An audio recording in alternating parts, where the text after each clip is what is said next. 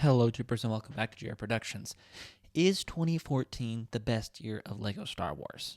I think it is, and I think there are three main reasons why 2014, in my opinion, is the best year of LEGO Star Wars. Those three things being the wave releases, what sets were put together in wave releases, set diversity, of what certain sets came out and what they were companioned with, and then minifigure quantity and quality. We'll first go over a wave release. A year for LEGO Star Wars can be really amazing or really terrible based on what waves come out and how they come out. In years past, not really so much today, but in years past, we usually got two big waves, and that was usually it, with a few other maybe sets like the UCS set being a little different. But there'd be a winter wave released usually in January, sometimes in February, and then a summer wave usually in August. And I believe 2014, for the most part, was the last year of the big waves.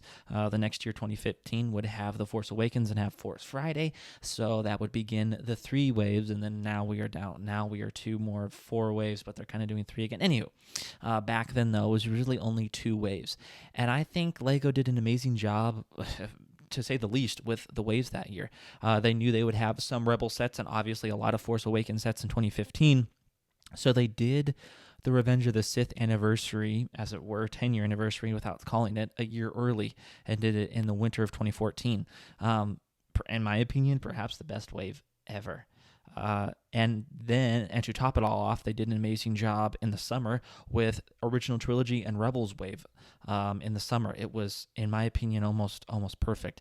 It had a perfect balance in the waves of set sizes, set price points, diversity of different figures and eras that you could get within Revenge of the Sith and the Clone Wars, and within the old or the original trilogy, and the new Rebels show that had come out, I believe, that fall or summer.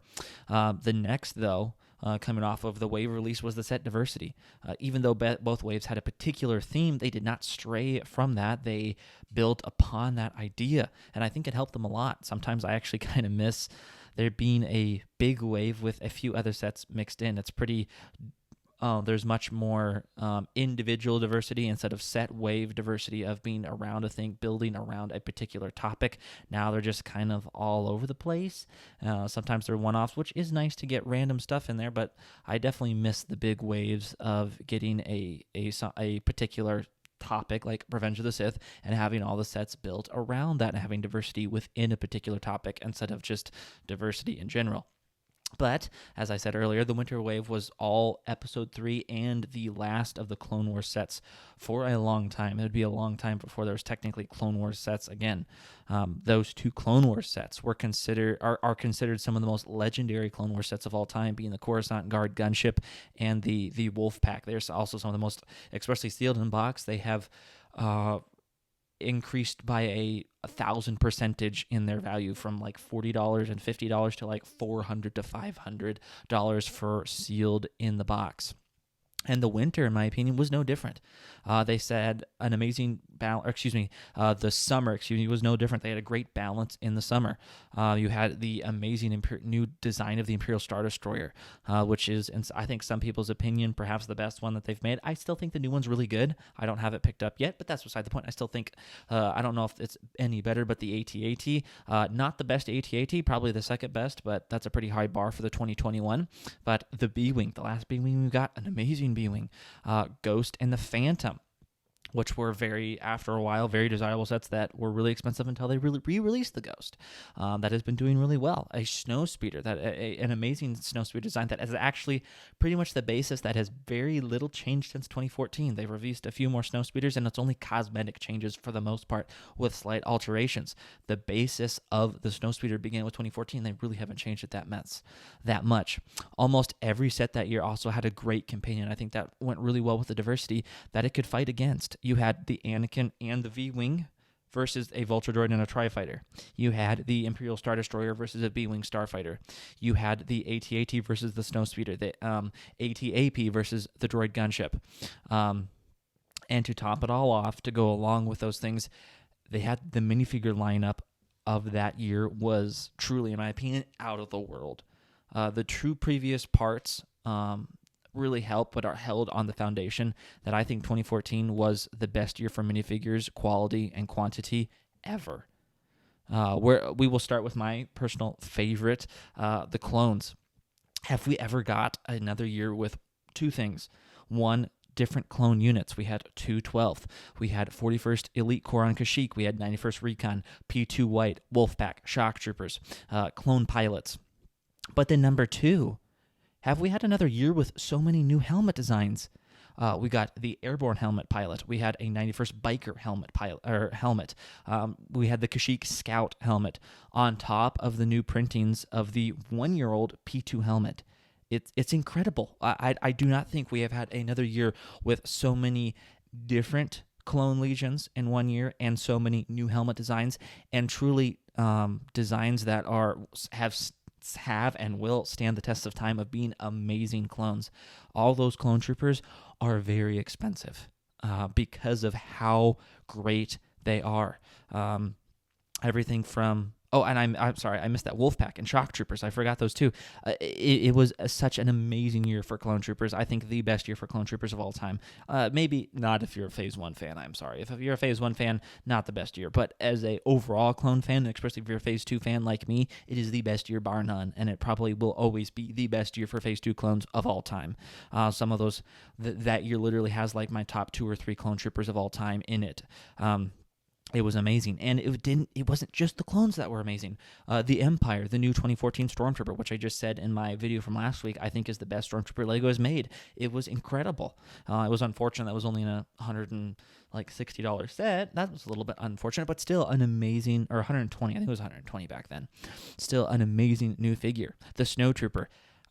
The Snowtrooper does not get enough praise from 2014. That was a new design. That Snowtrooper is literally perfect. It has only, unfortunately, in my opinion, downgraded itself since 2014, but it is perfect, and it still blows me away how good that Snowtrooper it truly is. The helmet design, the backpack, the cloth comma, it is such a monumental improvement over the previous Snowtrooper. It's incredible. We forget that Snowtrooper came out in 2014. The Sand Trooper from the Cantina. What an amazing Sand Trooper. A very, again, another well on the line of another expensive figure, because he's literally not using the word vainly, literally perfect. An amazing design for the armor, amazing sand splotches, nice backpack and everything. Just a perfect figure. And that's not it for the Empire. You had the Rebel Stormtrooper, which, again, like I've said, is not my favorite, but I can appreciate of a really accurate and good-looking design it is, even if I don't like the design. But I don't like the design from Rebels, and it's based on Rebels, and it looks amazing to the source material. Other Imperial figures. Again, taking for granted the new caps for the Imperial crewman and the captain. What a revolutionary step up! But from the old hats, it's amazing. The AT-AT driver, the Imperial. I forgot about this one actually when I wrote my notes down. The Imperial Death Star gunners. Again, something that not everyone wants, but think about it. Royal Guards, too, has not been in a set that was really easy to get. But the Imperial Gunners, we've had them in a few sets, but, like, think of all. It's just, it blows me away. Like, compared to what we kind of get now, how many new, amazing helmet designs LEGO made that year. I don't know. I don't know if the overall corporation gave the Lego Star Wars department more of a budget, or they penny pinched somewhere. I don't know how they were able to do that many amazing new helmet molds. They did so many new helmet molds that we really take for granted now that are incredible. Just so many. And it doesn't end there. The figures, I think, from the B-Wing were incredible. I think Tin Nub could have, it would have been nicer. I think the new one that they have is really good, but it really not really possible to have that with the helmet. So I think he's really good. But that B-Wing pilot is really, really nice. The Bith musicians. I again, another figure. What an incredible figure that have only come out in 2 sets, and the first set that came out was 2014. A Zeb.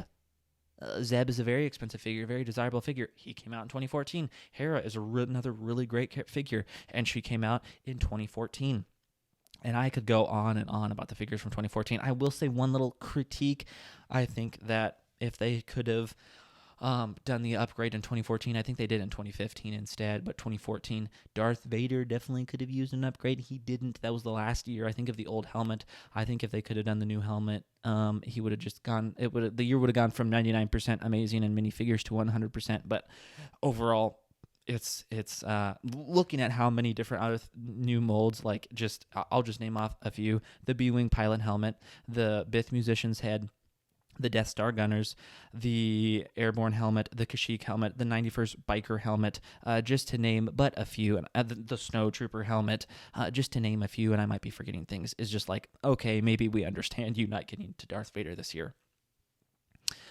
But it is for these reasons, these amazing waves, the diversity of sets that they had, great companions with each other within the wave, and most of all, the figures themselves, that, in my opinion, easily propels 2014 as the best year of Lego Star Wars.